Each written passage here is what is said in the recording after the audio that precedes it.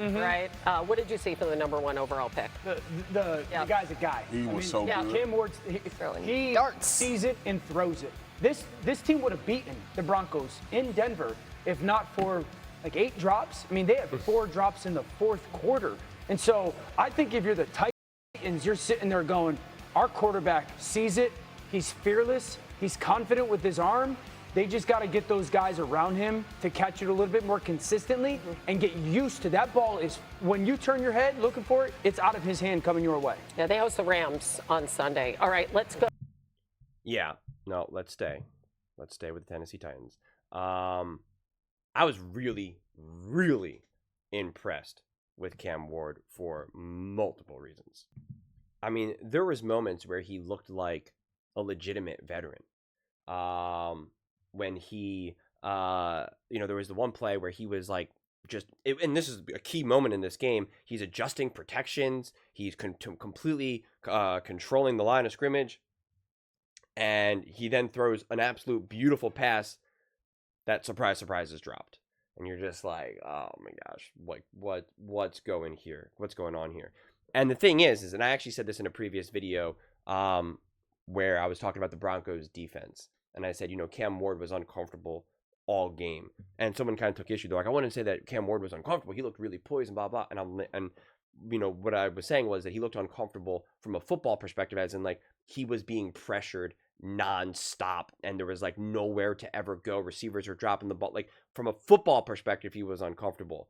From a emotional, mental perspective, completely comfortable and completely resilient. In fact, it was the first notes that I took. Cam Ward comfortable, right? From a football perspective, all the pressure that he was dealing with and everything else. And again, when I'm saying pressure, I don't mean outside pressure. I mean football pressure. The Broncos were making him uncomfortable from the jump. I thought there was questionable play calling at times, so I don't think the coaching staff was helping him out. I mean, at first it was kind of like, okay, I like this. They're running the ball unapologetically. They're making things easy. Tony Pollard, right? You're having some success there. You're not trying to outsmart anyone. And then things started to get a little bit weird. It seems like the script, they kind of had a good game plan going into it, but then the actual play calling throughout the game was just kind of like, what exactly are we doing here? They had 13 penalties. I mean, oh my gosh, man. This is what I said all last year. When you're talking about with rookie quarterbacks and backup quarterbacks, because we had a handful of backup quarterbacks playing, like Malik Willis and whatnot. And obviously we had a whole sea of rookie quarterbacks, Caleb, Jaden, Bo Nix.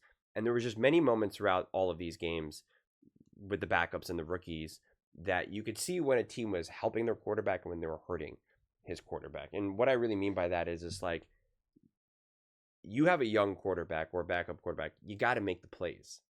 You got to make the plays because you got to leave room for your rookie quarterback to not be perfect. He's going to be imperfect. He's going to have problems. He's going to take a bad sack. He's going to hold on to the ball for an extra second.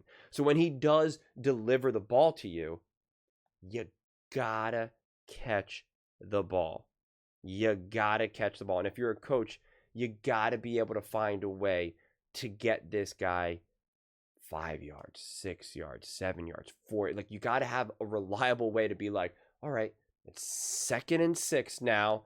Right? Not 2nd and 10, 2nd and 12, 3rd and 10. Like you gotta be able to make things just the littlest bit easier. You gotta help your young quarterback out. But when you're dropping the ball, and like this is what we saw with Malik Willis and the Green Bay Packers. Like you see that those receivers stepping up and making big plays, making big catches. And this is what I saw with the Chicago Bears last year with Caleb Williams. Caleb Williams had moments when he was really inaccurate, but then he throws a beautifully accurate ball and then it gets dropped. And you can't have both things, and you got to leave room for your young quarterback to be really inaccurate at times. But you, as a 3rd year, 4th year, 5th year receiver, whatever it may be, tight end, you got to catch the ball. You got to catch the ball, and you got to be able to find your way through it a little bit. And listen, this Denver Broncos defense is a really good defense, so you can't necessarily say like, oh, well, they should have been able to run the ball more. They should have been able to do this. They should have been able to do that. But like, it was there for them, as Orlovsky talked about. Like, they could have won this game. Now, to be fair, Bo Nix was also turning the ball over left and right. And so you had a lot of extra possessions for that defense that had to just endure it all. So like you could kind of come away from this game and say, no, it was kind of sloppy all around. But I saw Cam Ward and I felt good, actually. I felt comfortable. He definitely moved backwards a little bit more than I would like. Really, Lamar Jackson is really the only quarterback who can reliably just go backwards, right? Who can kind of backpedal and go backwards and find himself out of it. Cam Ward's not that. There's no other, not even Josh Allen. I think Josh Allen is a monster. Josh Allen can't, Patrick Mahomes can't. Like, you can't consistently backpedal and go backwards. And there were moments that he was doing that, which again, I understand that. It was his first ever, game in the NFL. So, and he was going up against a great defense on the road in Denver, tough environment to play. So it's understandable, honestly. But I mean, yeah, there was opportunities there that they just weren't able to capitalize, right? Like taking the sack and now getting out of field goal range and whatnot. And so you want to see that cleaned up.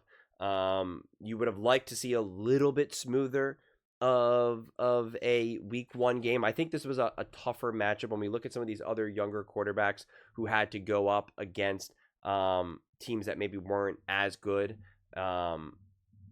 It's a little bit easier for them to kind of be a little rough around the edges and still be like, oh, that was a pretty good game. Yeah, he took a lot of sacks and he did have that one interception, but all in all, like, it was a pretty good game. Because of how this game unfolded and mainly because of the drops, you do have to look a little bit harder to find that. And so that's why I'm glad Dan Orlovsky was really on this and was just talking about, like, hey, man, like, he actually played really well. And it's funny to say that for someone who has a box score of 12 for 28, 112 yards. And, like, what did he have? Like 6 sacks? I don't know if I wrote down the number of sacks right now. But he had a ton of sacks, obviously. And his completion percentage was obviously awful. But you can't blame him for that. That's why you got to actually watch the game. But, I mean, he was pressured 18 times. 18 times for 6 sacks. Now, the problem is, because you're going to get a lot of pressures as a young quarterback. That they're going to come after you. That's what you do with young quarterbacks. You say, defensive coaches are like, we don't think you know how to make decisions at an NFL level yet. We are just going to get after you. Now, here's the thing, that experiencing that pressure is going to be difficult. But what is more in his control here is his pressure to sack percentage. It was very high. So when the pressure did get to him, he was taking sacks. And it was more than just the mobility, right? It's more than that. Sometimes it's decision-making, throwing the ball away, but it's also coaching. I talk about this a lot. The first time, when I first see someone having a bad pressure to sack percentage, I immediately am like, what answers are the coaches giving the quarterback? What outs are they giving him? What are the solutions to this problem, right? It's not always like, oh, you use pressure and it's on you. You got to just roll out and run around in circles and avoid and then throw the ball. Like, that's not the answer. That's not the reliable answer at all. So you want to see that improve, because the amount of pressures he's going to face is going to be a lot. So, like, he's going to be experiencing a ton of, I mean, right now, 18 pressures at that pace would be through the roof for an entire season, just through the roof, well at the top of the NFL when compared to last year, in terms of, what the bottom line total for dropbacks with pressure for quarterbacks. So that's always going to be there. So this coaching staff needs to do a better job of, you're going to have a lot of pressure throughout this season.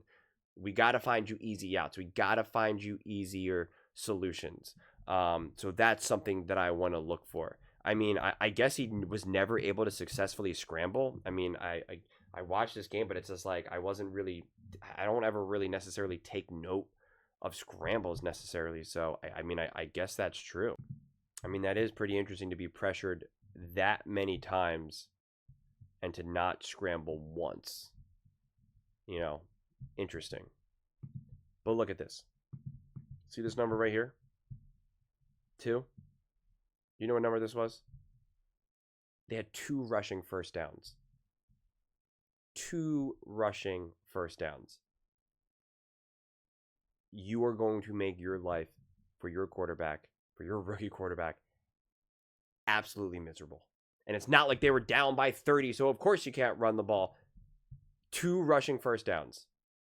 is absolutely, if you have 2 rushing first downs and you get 131 yards of penalties, the fact that this game was even remotely winnable and a million drops it's actually pretty stunning. It really is. It's pretty stunning. But when you factor in the fact that the other team had 4 turnovers and you were only able to get 12 points, it's like, all right, now it makes sense. And you were 2 for 14 on third down. So it becomes tough.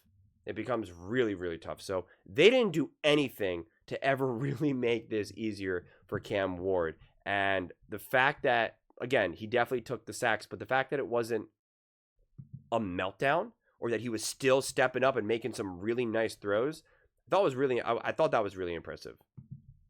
But this is my other problem. 11.5.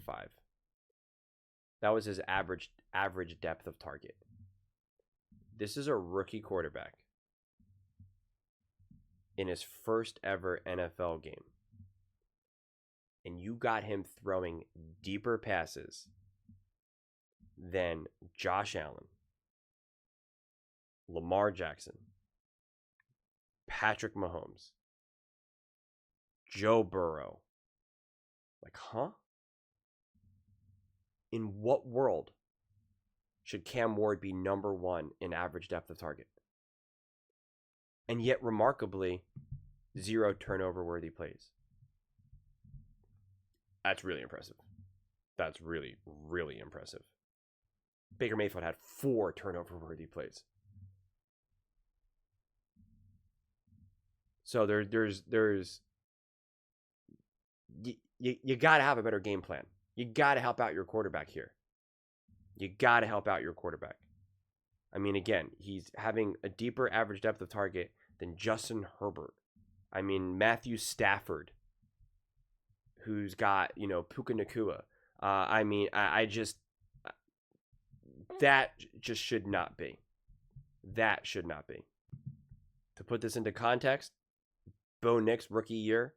Jaden Daniels, rookie year. 7.8. 7.9 average depth of target.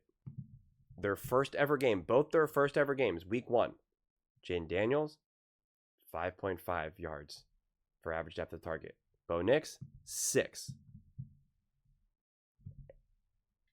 And yet, Cam Ward's first game ever was essentially double that. That's a problem. One had good coaching behind him that knew, who understood an appropriate game plan. The other one did not. And what's also really interesting is that Caleb Williams, who did not have a great day on his first ever game played, was 7.7. So beyond that of Jaden and Bo, and surprise, surprise, Caleb didn't look too good. He did not in that game. So, yeah, I mean, they just got to do more here to support him. And I think if they do a better job of supporting him, you're just going to get a lot of synergy here. But he's a rookie. There's only so much that he can overcome. You have to make his life easier. You have to make his life easier. Say it with me one more time. You have to make his life easier. You do that, you can win some games. You made his life as hard as you possibly could, and yet you still almost won this game. Pretty interesting. Can you imagine if they help and support him a little bit more? Might surprise some people. But those are just my thoughts. I'd absolutely love to hear yours. What do you guys all think about Cam Ward's debut against the Denver Broncos with the Tennessee Titans? Let me know in the comments below. I read every single comment, so whether you agree with me or disagree with me, either way, let's get in some discussions, let's get in some fights, but ultimately, let's just have some fun. And please do consider subscribing. We are building an amazing community here, and I absolutely love to see you part of it. I want to build something that we all generally feel connected to, something that we're really excited to be part of. I think we're well on our way to doing it. And please don't forget to give this video a thumbs up, as it really does help with the visibility and the algorithm. Thank you so much. See you next time.